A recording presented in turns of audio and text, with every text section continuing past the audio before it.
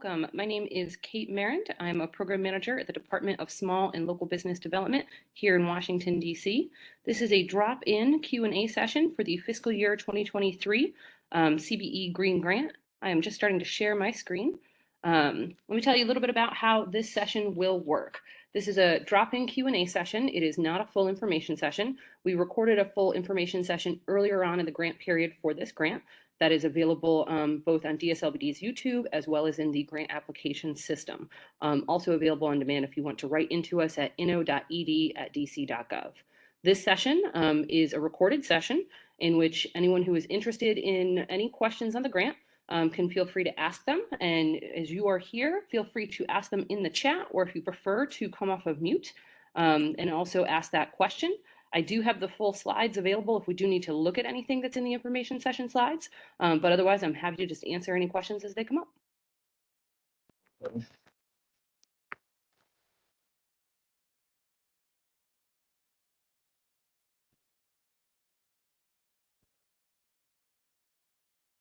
Should we just start firing away with questions? Need your help. Absolutely. What was that?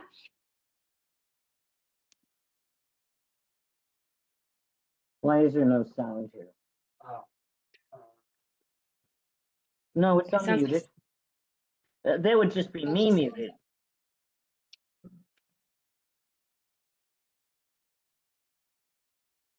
Just adding into the chat for whoever that is that we can hear them, even though they cannot hear us. And I'm going to put that person on mute. So if you do have a question, please feel free to come off of mute and ask that question, or feel free to drop that question in the chat. I'm off mute and I wanted to ask a question. Wonderful.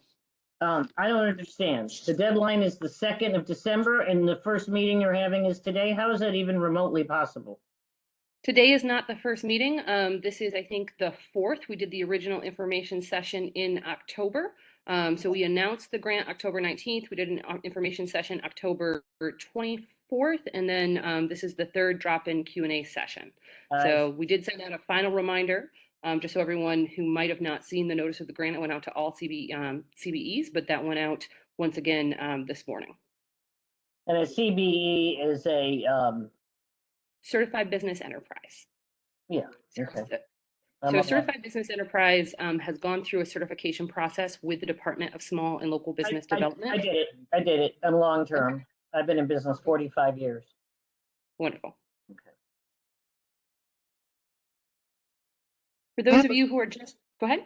I'm sorry. I was going to say I have a question in regards to the certificate of insurance and who should be listed as additional insured. On the packet, it listed the district, but how specifically should that be listed? Should we list this organization? I mean, not organization, but DB.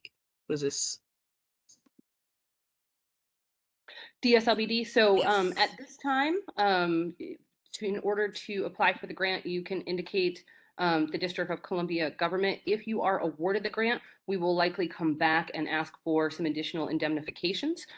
So at this point, just making sure that your insurance is the right document. So it needs to be the insurance certificate, not the policy declarations. And then within that, listing district government as additionally insured is sufficient. Okay, thank you. In your first email, you have license spelled wrong. Thank you for letting us know that. I'm sorry about that misspelling. For those, I know a couple different people have joined, so I'm just going to reiterate a few things I said from the top. This session is being recorded. This is the final drop-in Q&A session. So I do not have a full presentation for today for the CBE Green Grant. If you do want to see that full presentation, it is available on our YouTube. It is available within the Zoom Grants application system.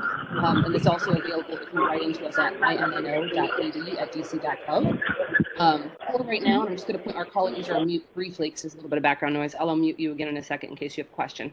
But this session, folks can either feel free to drop a question in the chat, or you can feel free to come off of mute and ask questions. And I'm available for the full hour to answer questions as they come up.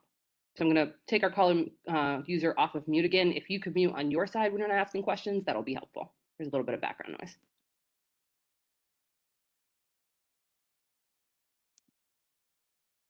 I have a question. For the back office support, the RFA says providing support for up to, I think it said maybe 5 to 100. Um, I don't know, clients, I guess. Is it, Mhm. how does it work? Are we as the grantee responsible for sourcing the clients, or will DCSEU or DSLBD or the district government, some other people sort of send people needing support our way? That is a great question. So it's a wide range for the number of businesses that you can propose to support. So that isn't exactly your question, but I'll answer that piece as well. And so it depends on just sort of what the overall cost structure is for the type of support that you're offering. But as you look to offer support, there'll be an opportunity. There's a certain level of eligibility that businesses have to have in order to receive the services that you provide under the grant. They have to be a CBE that has one of the following 3 sub-designations: small, resident owned, or disadvantaged. DSLBD will help recruit and put information out to those businesses, and a number have already expressed interest last year and continue to express interest now. So we will assist you in recruiting, but you also have the ability, so long as CBEs meet those requirements, to also recruit yourself. Did that answer your question?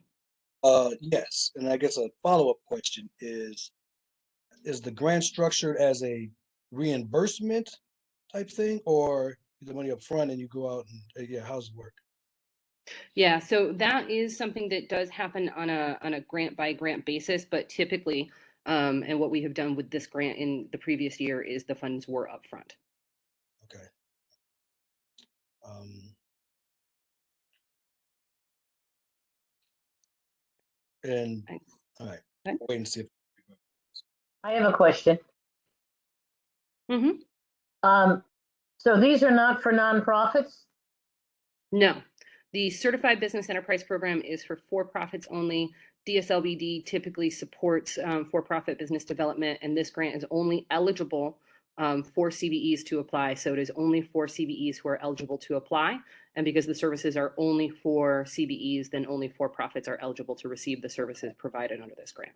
That's kind of a shame because I have a nonprofit, and what we're doing, we built a mobile wood shop and we're training a new generation of finish and rough carpenters, and the city is where we're into conserving the city's trees. So we say made in DC, grown in DC, and DDOT's milling our logs, and everything we're doing is with repurposed wood, which is good for the environment, if you know what I'm saying. So it's, I mean, that is kind of what one of the things our nonprofit is about. I mean, my gallery does it too, but not to the extent that that my business, that my nonprofit does.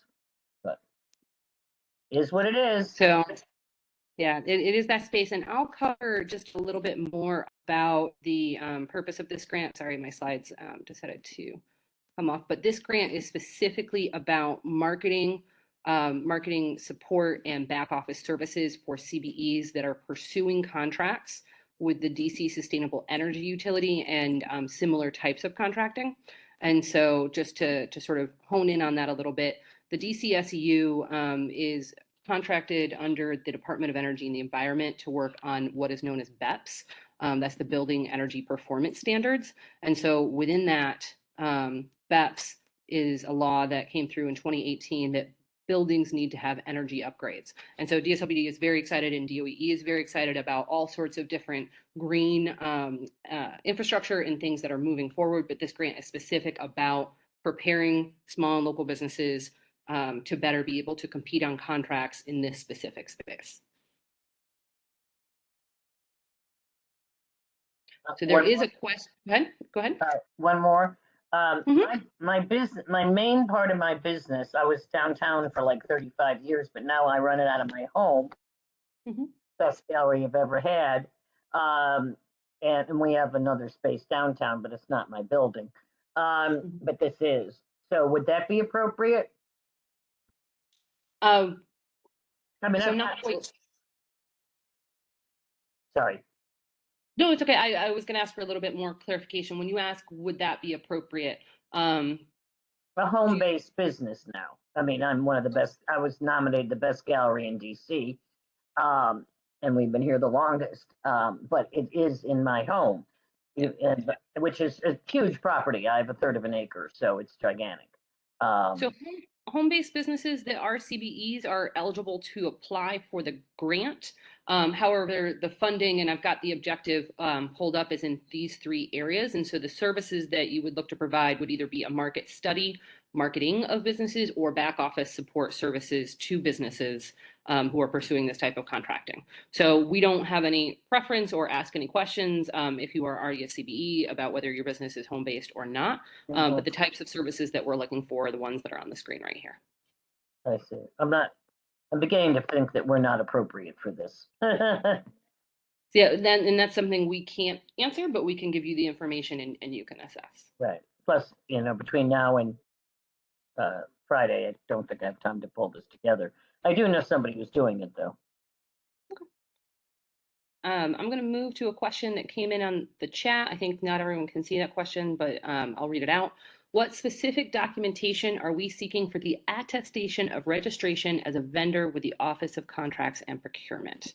So I'm going to move to the eligibility section.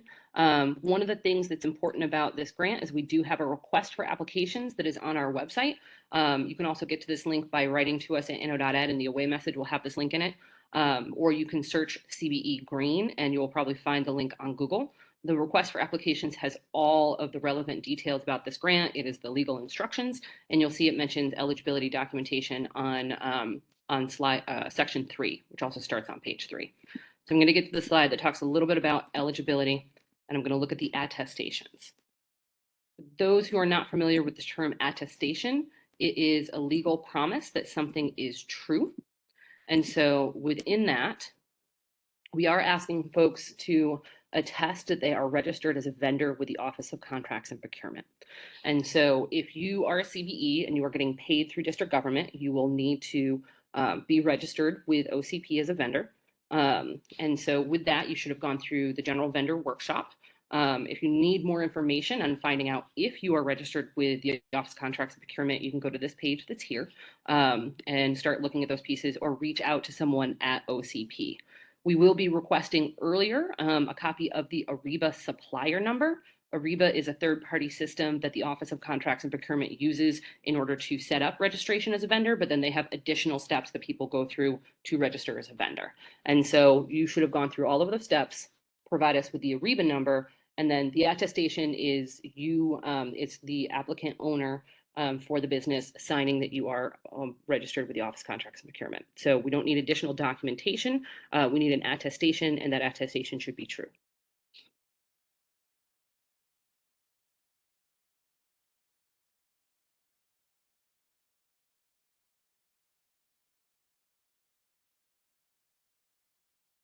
Are there other questions? And I'm going to send our call-in user another request to unmute if our call-in user has any questions.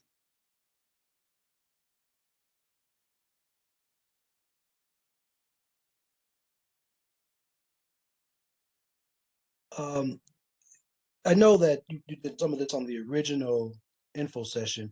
Could you speak a little bit about what you're looking for in the narrative section of the, I guess. So one of the things that you will find in the RFA is a section called narrative questions and scoring criteria. These are 2 different sections, but they're very important to read together. The narrative questions are the questions that we are asking applicants to fill out in the application to tell reviewers the story of your grant so that they can then use the scoring criteria to score your grant. And one of the things that we highlighted in the information session, and I will highlight again here, is we've done a lot to align the narrative questions to the scoring criteria. So as you are answering those questions, we highly recommend that you also read the scoring criteria. One of the things that we cannot fully tell you is how reviewers will score grants. They are volunteers recruited from across government, and different people read things differently. So what I can tell you is you need to look at what are all the instructions we're giving them. And the instructions we're giving them are the scoring criteria. And so within that, I'm happy to walk through a little bit about what some of these narrative questions are. So the narrative questions are divided into 6 sections. So the first one, which has several sub-questions, but all 5 of these together are worth 20 points in your application, is to explain how the proposed project provides critical support to CBEs in building up and pursuing green energy related contracts. So first, you want to tell folks which portions of the services you are applying for. You can apply for all three or just one of these sections. As it mentions up front, there are different amounts of funding you can apply for under A, B, and C that are listed here. Number two is just a brief description of the overall project that helps reviewers get a sense of what the rest of your answers are going to be. So it's sort of an executive summary. Explain what area of support your project will provide. So market study and marketing is pretty straightforward. Back office services could cover a lot of different things. We were a little bit more tailored in what we did in the previous pilot that we did in fiscal year 22, and we've opened up what the possibilities of back office services are. So you'll explain what those areas of support are, and then you're going to explain why those are critical to for CBEs who are trying to pursue these types of opportunities. And then you would explain what types of barriers CBEs may typically have. I don't necessarily need to go through all the questions, so I'm happy to do so, but I'll take it a little bit faster as we go through this. So question one, you're just sort of setting it up and showing people this is what we're proposing to do in the broad. This is why it is very important and will be helpful to CBEs. That's what you're answering here. In the next one, it's more about timelines, budget, expenditures, goals. This is sort of that competitive portion of the application saying, this is how we're going to get the work done. This is what the work is going to do, and this is why we think it's going to work well. And so you'll start talking about the capacity of your business. This is where you'll be able to reference, there'll be another budget section where you can reference the budget that you are planning on, applying for, and how you think that you will be able to onboard CBEs, whether we are referring them to you or if you are additionally recruiting them. Question C, another 20 points. Each one of these sections until we get to the last section is worth 20 points. That one is just optional additional uploads. But this section is about past performance. And the thing that I will highlight in past performance is, as it says in number 13, you do not necessarily have to have past performance related to sustainable energy and green procurement. Your past performance can be in the content area that you're looking at in terms of providing accounting services or legal services or marketing services. And then you would explain to reviewers how, if you don't have as much experience in sustainable energy and green procurement, how your other experience adapts into that. The next two sections, which are both worth 20 points, is, explaining how this is targeted to help CBEs achieve success in contract development and delivery. And then the last one is about how this will support equitable access to green and sustainable market opportunities. These are fairly similar, but you'll see that together they comprise 40 points. So really being able to talk about why these particular services help move CBEs forward in this market. And then the last one, tell us why this, oh, sorry, that was already there. The last one is optional additional uploads. None of these are required, but if you think it will be helpful for reviewers to be able to get a better sense of your proposal, you can submit a slide deck to demonstrate your proposal. You can submit resumes for key personnel. You can submit a capability statement, and you can submit up to 3 letters of support. All of those are optional and not required. Does that answer your question, or can I answer other questions about the narrative questions? Yes, thank you. If you are just joining us, this is a drop-in Q&A session for the CBE Green Grant, which does close this Friday at 2 p.m., December 2nd at 2 p.m. And so this is the last chance to ask just open-ended questions. If you want to write a question into us after today, you can write to no.ed@dc.gov. We are past the questions deadline. That does not mean that you cannot ask questions in email, but it does mean that we cannot guarantee that we will get you a timely response before the close of the grant. So if you do have questions, we highly recommend that you ask them here, but I will type in the chat the email address that you can write to if something is not answered here. We will attempt to respond to it timely. Hello, can you hear me? Yeah. I have a question. So the section that you just referred to where you could add optional attachments, Yes. do you get any, are they eligible for any additional points? No. Okay. However, what they may do is help provide additional information that's useful for the sections that have points. If you think the slide deck does a better job of demonstrating the full proposal, that just might make it clearer and easier for reviewers. If you think the resumes help or the capability statement help show your past performance and your expertise, those are pieces, but they are not eligible for additional points. Okay, and I just have one other additional question. Mhm. Do you have samples anywhere of successful applicants in prior years with regards to this project? No, we do not, and I'll say a couple brief things about that. We've only run this program once before. We started in June, so it was a very short pilot project. I'm happy to share more information about that. We did have 3 service providers. None of this was in marketing. Marketing is a new area that's here. The 3 service providers that we had were in legal services, proposal development services, and accounting services. But the one thing that I would say about looking at these opportunities is that when reviewers are scoring and judging your application, it's being scored and judged against the applicant pool that comes in. So, if someone submitted the same exact grant application from before and were awarded, there's no guarantee that they would be awarded again. It's a different competition. So I don't know that I would recommend that would even be specifically helpful. Okay, so now I just have one question with regards to what you just said. The provider before, the legal service provider that was accepted, can you at least tell me the name of that provider? All of the providers, all of that information is public. The legal services provider was Energy and Transport Services LLC. The proposal development provider was Global Insight, and the accounting services provider was CFO Services Group. Okay, thank you. I appreciate that. Question, you might have answered this in the previous session.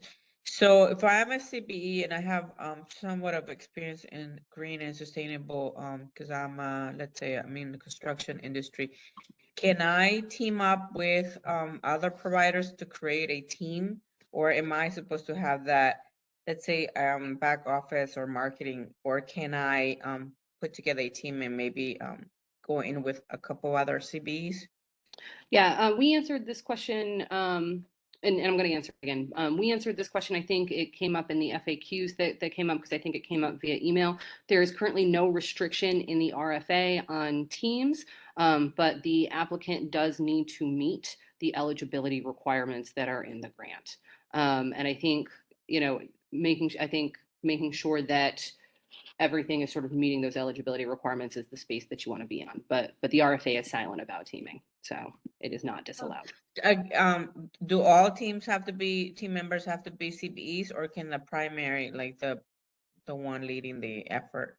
So I would say at this time, we don't have anything in the RFA that speaks to that. Okay. One thing that I think could be, and this could come into the competitive portion of it, if reviewers are feeling like it's not really the CBE providing the services, that would be for reviewers to determine whether or not they're comfortable with that. So this grant is for CBEs. It's intended in that way. So that's the best advice I can give you on that. Sure, thanks. Makes sense.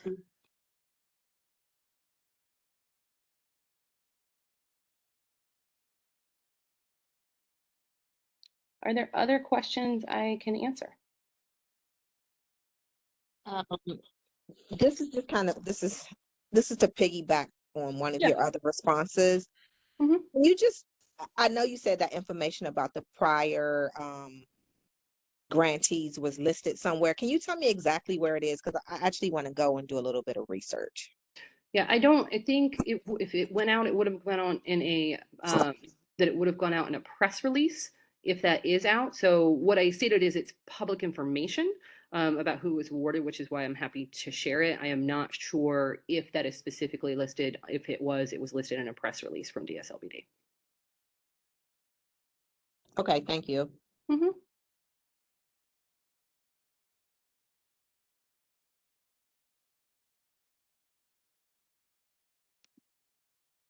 One of the things that I'm going to do, I'm going to find the deadlines piece and just talk about that. Go ahead and ask a question if someone has it. What's the time frame in terms of when a decision will be made?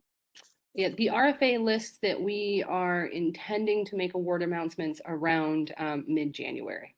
So there's a bit of time between the close of the grant and when we would anticipate making award announcements.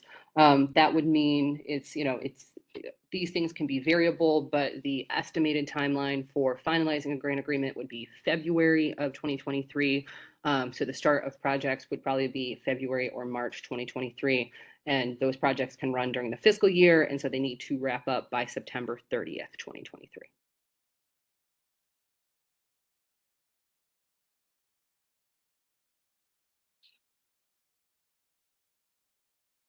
So I do have up on the screen and I'm just awaiting if there are any other questions.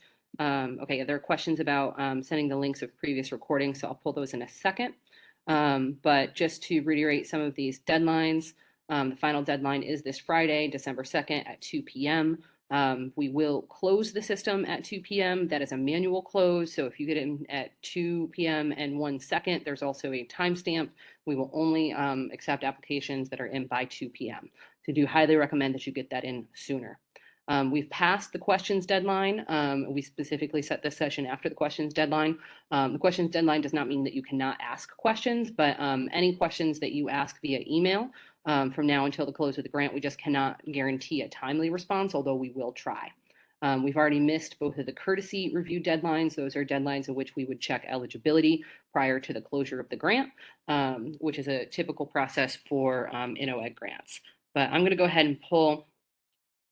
Someone asked, if awarded the grant, what is the deadline for the final report? That will be listed in the grant agreement. Typically, it is 30 days after the close of the grant. The close of the grant is typically September 30th of that fiscal year. So it is likely October 30th of that fiscal year. But that detail is subject to change in individual grant negotiations with awardees.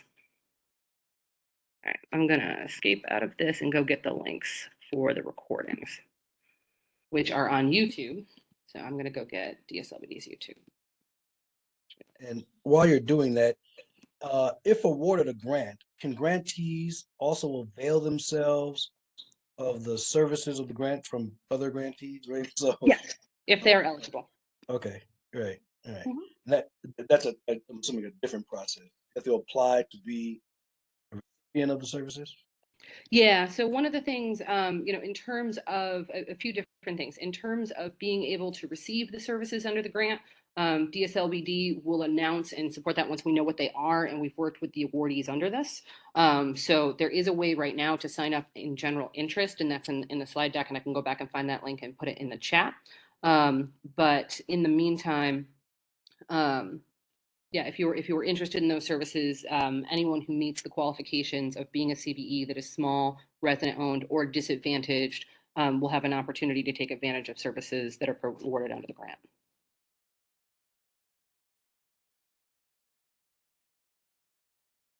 I'm just going to DSLBD's YouTube. And what you'll see is there are 2 sessions that are listed here. This is actually the full information session. This is a Q&A session. We actually had no questions on the last Q&A session. So while we recorded short periods of it, it was just me sitting there. So we didn't post that on YouTube. This one will go up on YouTube. So I'm going to come back to the chat and give you the other place that you can get to these video recordings. Would be in the Zoom Grants application system in the library. I will note, if you are interested in some of the services from last year, you'll see other things that are listed on the YouTube page for DSLBD. So this particular video, if you are interested in learning more about it, was a webinar that was provided by the legal services provider.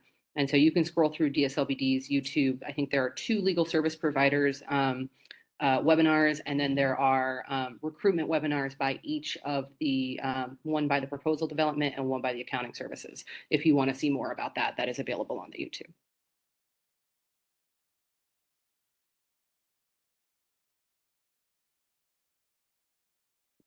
Canva.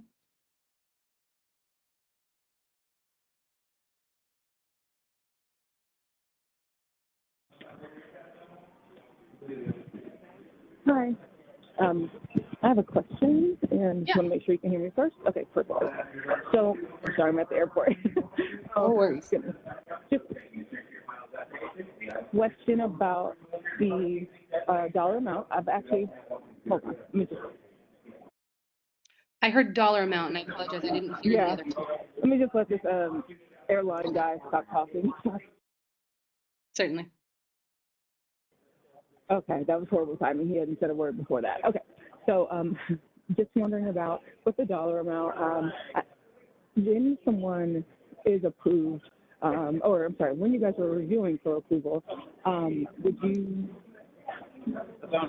look at, you know, like that, for example, for the $50,000 amount, that's for the main, you know, the back office. If you, is it absurd to submit where we know that our services couldn't realistically serve more than a certain amount, like let's say 4 different businesses in that amount? Will the evaluators kind of look at, hey, are they giving us a discount? Are they giving us just a low rate that we're comfortable with? Or do they compare to realize like, hey, you know, this is kind of standard for this industry to provide this service at this cost. So it makes sense that they're, you know, only able to serve a fewer amount than the 8 to 100 or whatever. So what I can't do is answer definitively what reviewers will think, but I am going to take us back to some of the questions and highlight a couple of pieces that are there, you know, as you look at developing and proposing your budget. So you are telling a story in your narrative to explain why what you're doing is valuable, why it really helps break down barriers and moves people forward. And there's a wide range of what you can say that you're going to actually support in terms of the number of businesses that you will support. And so I think, you know, as you look at questions like the very first questions, explain the barriers that CBEs may face in obtaining these supports on their own in the open market, how this provision of support will overcome these barriers. You know, that's one of the spaces to talk about whatever's happening in your budget, as well as talking about some of that pieces under the budgeting space. But, you know, that ends up being a question of, you know, how do reviewers score that in the scoring criteria, you know, under questions like, will the proposed project provide critical support to CBEs in building up and pursuing green energy related contracts? Is the proposal realistic in the projected timeframes, expenditures, and project goals? And so part of what you're talking about is sort of the competitive nature of the grant. So we don't know how reviewers will review yours versus others, but that's where that type of information would go in. Thank you so much. Are there other questions?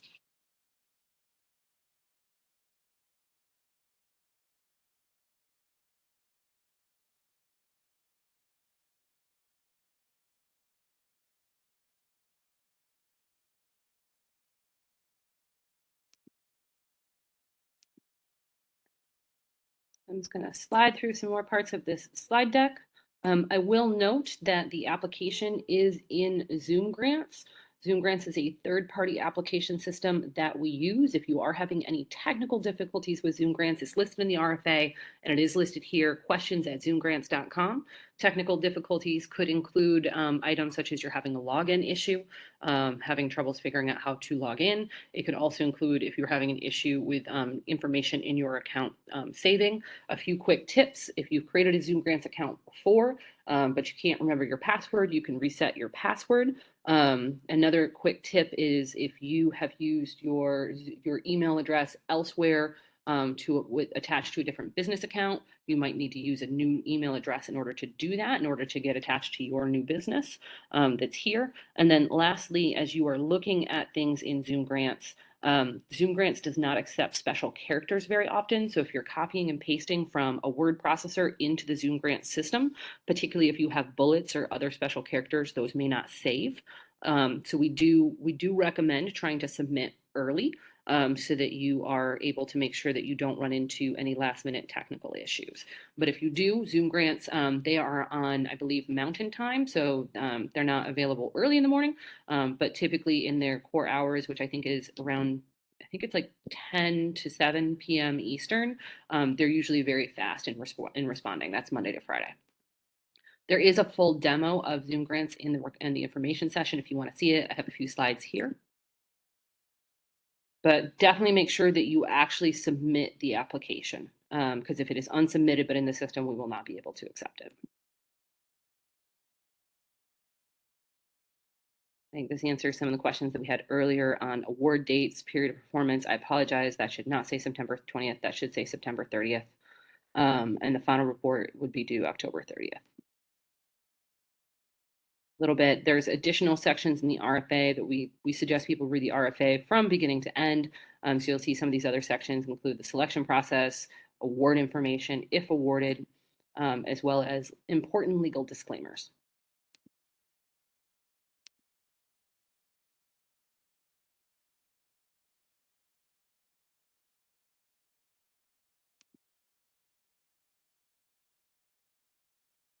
Now, I'm available to take additional questions if you have them. If not, I'm going to go back to the beginning of the slide deck and just share a little bit more about the overall initiative that this falls under.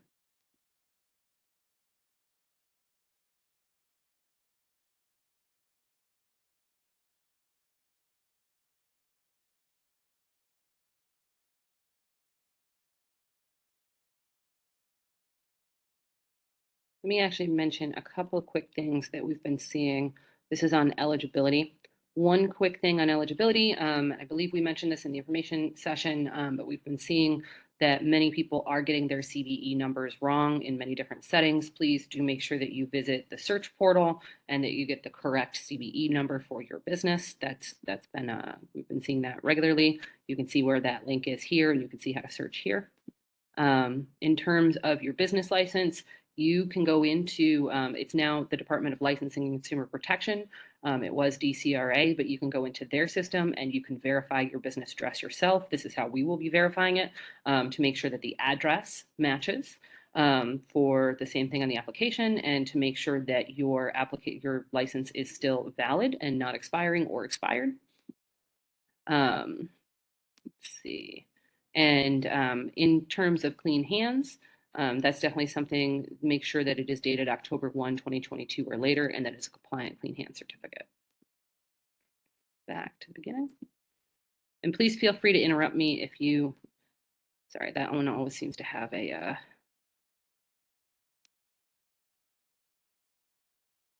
always seems to want to go to the page. This is the sign up, and if you want to follow up with this later, if you want to be able to receive services from the providers who are awarded under this grant, this is the page where you can sign up. We can get you this link separately because it's a lot to write down now, but feel free to reach out to us at innO.ed@dc.gov.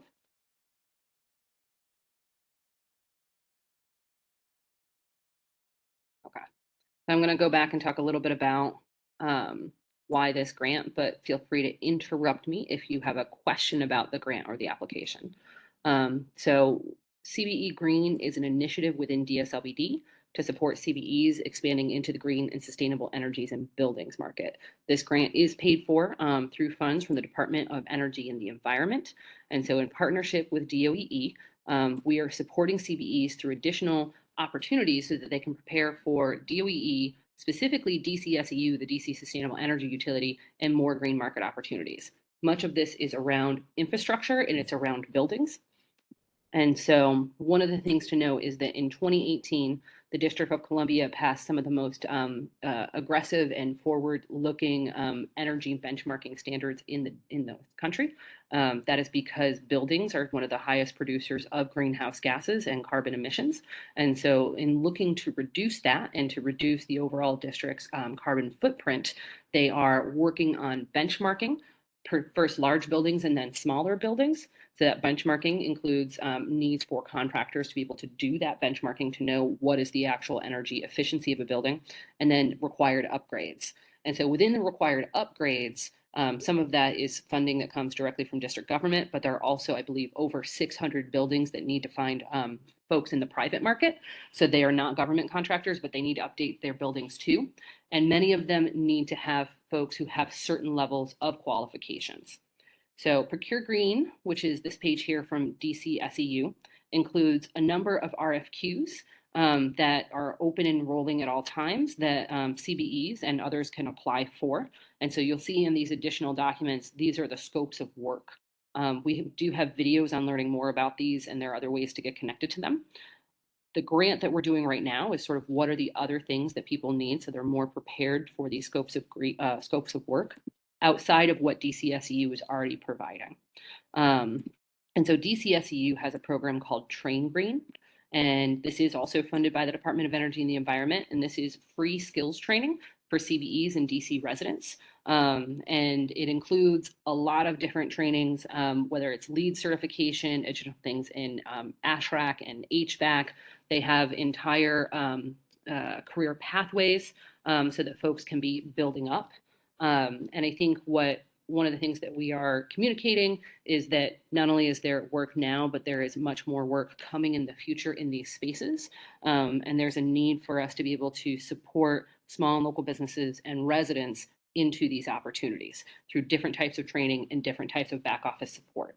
One additional piece, and you'll see this in the webinars that I pointed out that came from the legal services provider last year. There's also a lot of funding that is coming from the federal level at from the infrastructure bill that is nationwide, that is also looking to provide similar types of funding, whether it comes through here or elsewhere. And so this is all about getting CBEs prepared so that they can go after that work. I'm going to pause because I've just been talking on a lot of things and see if there are other questions that have come up.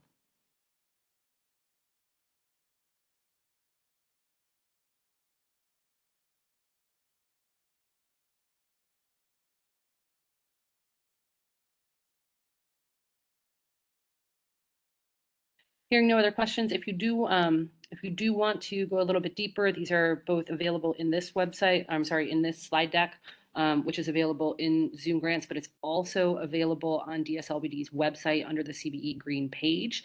These are a few of the key videos that we've done on this topic over the course of the last year. Benchmarking 101 and Building Energy Performance Standards were both done by the Department of Energy and the Environment, explaining sort of the legislative structure underlining all of this. And then Train Green was done by DCSEU, going a lot deeper into the type of training opportunities and some of the procurement opportunities that they have.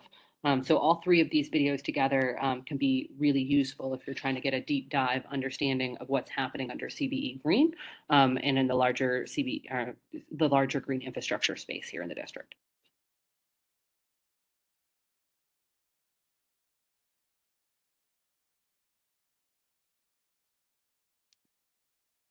We've got about 15 minutes left if folks have additional questions.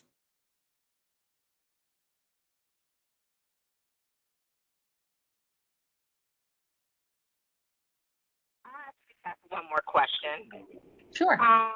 Overall, have you gotten a lot of interest from CBE with regards to this particular grant? I mean, are you able to answer that question at this point, or is it premature? That's a hard question for us to answer specific to the grant. So I'm going to answer it more broadly around CBE Green overall. I think overall, and CBE Green is sort of recently branded as of last summer. There had been energy and work in this space, but I think we've been building it up under this branding since last summer. We had space for more CBEs to receive services under the grants that were provided this summer than CBEs who chose to take up those services. And so, I mean, I think it's a space that's still building up in terms of awareness, in terms of folks thinking about whether or not this is an area where they want to build. And I think it's also a question, we've heard some feedback about whether the long-term versus the short-term is what folks are looking for. And a lot of CBE Green is developing that long-term capacity.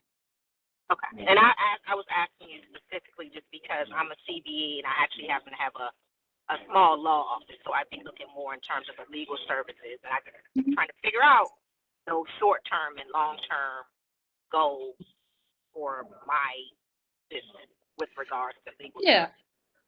I can speak to another broad space around this, and I think this is something that we either talked about in the info session or the last Q&A session as well. I can tell you how many people applied in the last round. So we were able to make 3 awards in the last round. And I believe we received 24 applications total. So, compared to the number of awards that we could make, we did receive a lot of applications. In that particular round, we did not have marketing or marketing services, the market study or the marketing services. We are planning on making more awards under this grant. We have said probably 4 to 8 as we look at what that might look like, which is why one of the questions is, if you're awarded less budget, what would that look like in terms of changing your project plan?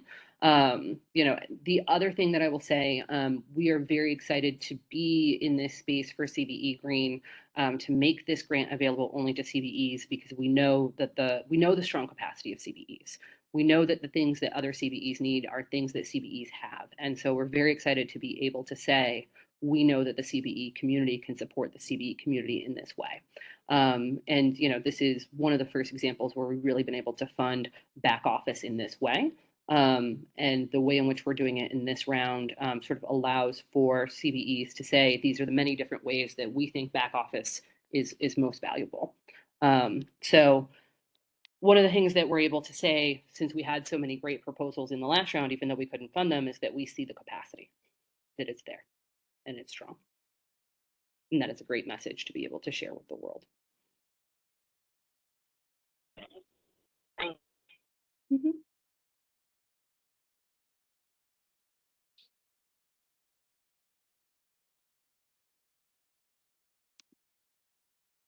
I'm just going to click through the deck and look for anything that I haven't mentioned, but definitely ask questions.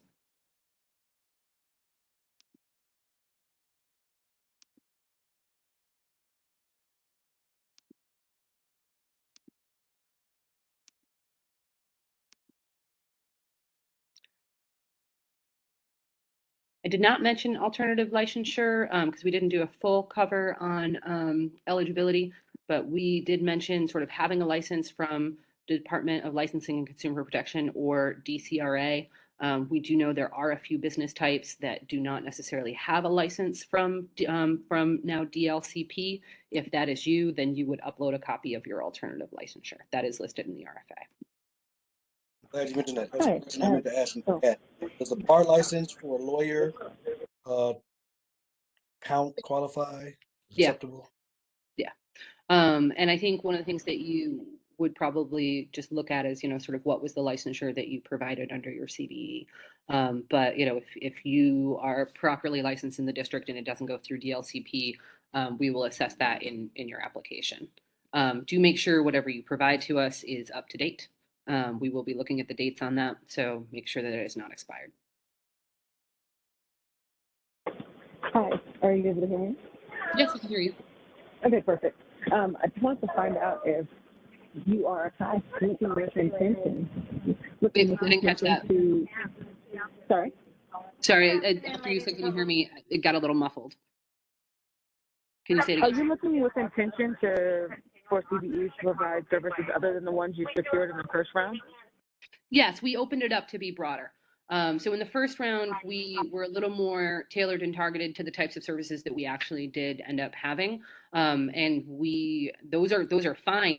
Those are great back office services. But we did open it up so that CBEs could give us other ideas of back office services that they think are important that CBEs need. Okay, perfect. Thank you.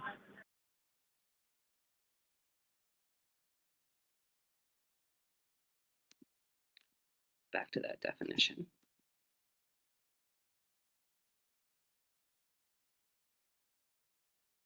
I'm clicking back through for our call-in user back to the descriptions of the types of services.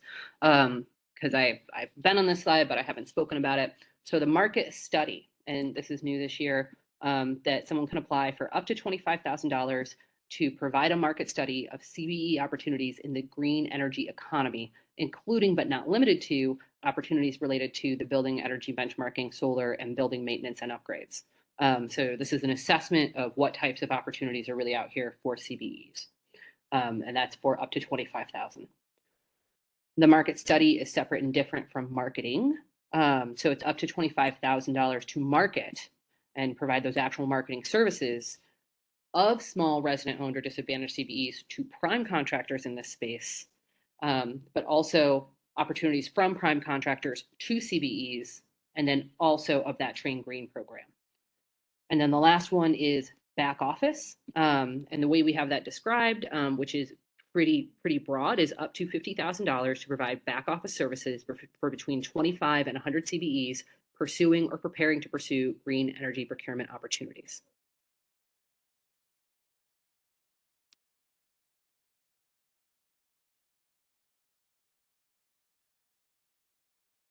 And just as a time check, we've got about 10 minutes left if folks have additional questions.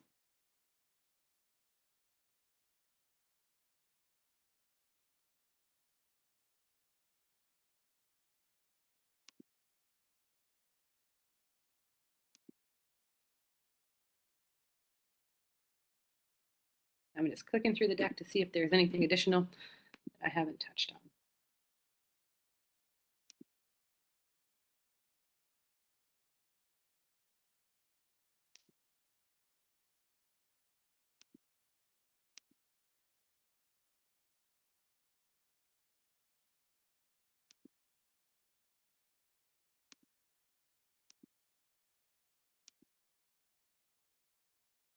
Once again, I mentioned it earlier, but please be sure when you provide insurance to provide the certificate of insurance and not policy declarations. That is a very common error. A certificate of insurance typically looks like what is on the screen. Sometimes it's different, but it will say certificate. Please be sure that that is provided. Two pieces here. We do collect the EIN for the business, and we do check that EIN against what is in your W-9, which I'll talk about in a moment. We also check it against the last digits that are on the clean hands. The clean hands has to be for the business with the EIN. The clean hands cannot be for an individual. And so we need to make sure that that's happening. If your business is not registered under an EIN, then they still need to match. We can't have a different EIN or tax registration number on the different documentation where we require it. The W-9 is a required form. I haven't said much about it, but an important piece for the W-9, and I think this is just good for everyone to know about grants. Grants are generally taxable, definitely at the federal level and still typically at the local level, unless there's been a law passed to exempt it. I'm aware of no law. I'm not aware of any law at this time that it would exempt this grant. Although for particular tax treatment, we always do ask that people work with a tax professional to make a final determination. We did talk a little bit about the AREBA and the OCP vendor information, and we do definitely recommend that you are in contact with OCP. That is how people get paid. You want to make sure that everything is up to date so that your payment process can go quickly and smoothly if you are awarded.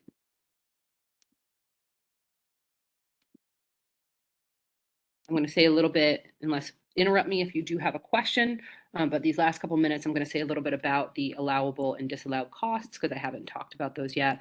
These are both listed in the request for application. As you will see, there are 7 areas that are very specific of allowed uses. But number 7 also says other costs proposed by the applicant and accepted by DSLBD in its sole discretion. So 1 through 6 are the areas in which we think people would probably most likely be proposing costs, and those are types of costs that we would generally accept. But you can propose things outside of that if it makes sense within the proposal, so long as they do not fall on the disallowed cost list. The disallowed cost list, which is here, has 14 items on it. So please do make sure that you review that. And that disallowed cost list will come in a couple different ways. It'll come in both in how we approve the budget that would go into a grant agreement when it is signed, but that would also come in at expense reconciliation. And so if you had expenses that were from the disallowed cost list or not from the approved budget, those may not be able to be approved in the grant. All expenses under the grant must be incurred during the period of performance, so by September 30th, 2023. If you are not able to demonstrate that you properly expended the funds in the proper time frame, you could be asked to return some funds. We never want that to happen. We want to make sure that grantees are able to properly expend all of the funds. And so that's just an important thing to keep an eye on. If you are awarded a grant, you will have regular communication with your grant manager and be able to be talking about these things to make sure that you're in good compliance standard throughout the grant.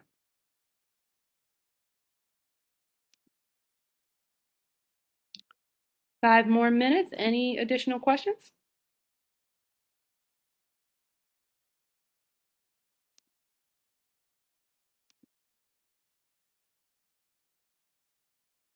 Once again, those narrative questions directly align with the scoring criteria in the RFA. Highly recommend that you look at both and think about them as you are preparing your narrative answers. For your awareness, this was covered in the information session, I believe. So the team that will check the eligibility from your grant is different from who will review your grant. So your grant will go through an eligibility review. Only those who meet all eligibility criteria with documentation that was submitted in the system by the deadline will move forward to competitive scoring. So do try to make sure that you check all of those eligibility pieces and that those are all correct. Otherwise, your grant application will not move forward for scoring.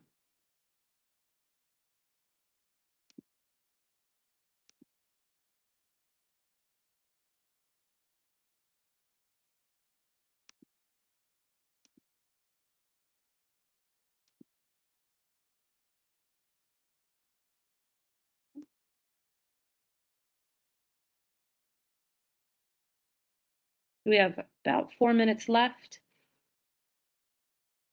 So I will say, in these last couple of minutes, I know I already mentioned it, but I do want to say this thank you again. You know, we are really excited about this grant. And there are a lot of partners who make grants like these possible. You know, that is both, you know, our funding partner at the Department of Energy and the Environment, not only providing funding, but also working with us very closely on this and other ways to think about how to include the CBE and small business community in the growing green economy. If you are seeking grant and contract opportunities, you know, whether you're a CBE or not, I definitely suggest looking at what is available through the Department of Energy and Environment as funding continues to increase under the green economy. But there are a lot of other partners who make these things possible too in government, you know, different divisions across the agency, different agency partners so that we can make grants possible and that our grantees can do great work for the community. And we are really grateful that, you know, we are able to make this grant for the CBE community in two ways, both for CBEs to be able to find funding under this grant, and then for CBEs to be able to receive services under this grant. And so we think it is a wonderful sort of double positive impact as we look at the great work that CBEs are doing in our city and will continue to do.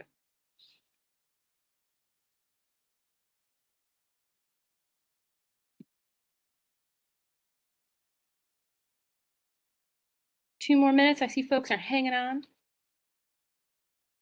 Anyone got a last minute question?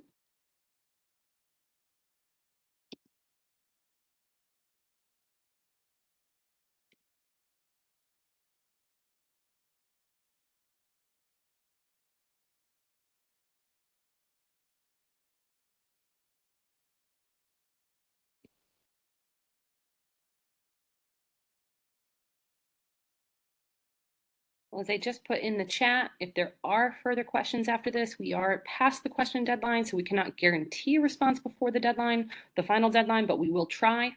All of those questions should come to inno.ed@dc.gov.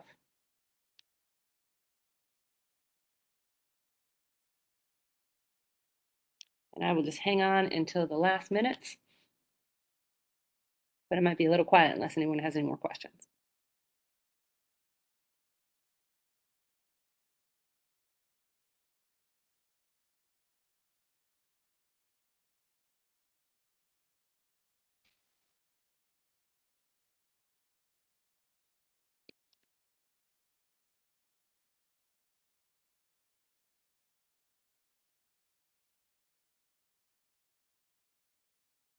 Ooh, that is one thing I will mention. I was putting some additional comments in the chat. This is one grant program that is available from district government. If you are not aware, all of the grants for businesses in district government that are specifically about business development are being listed on the obviouslydc.com website.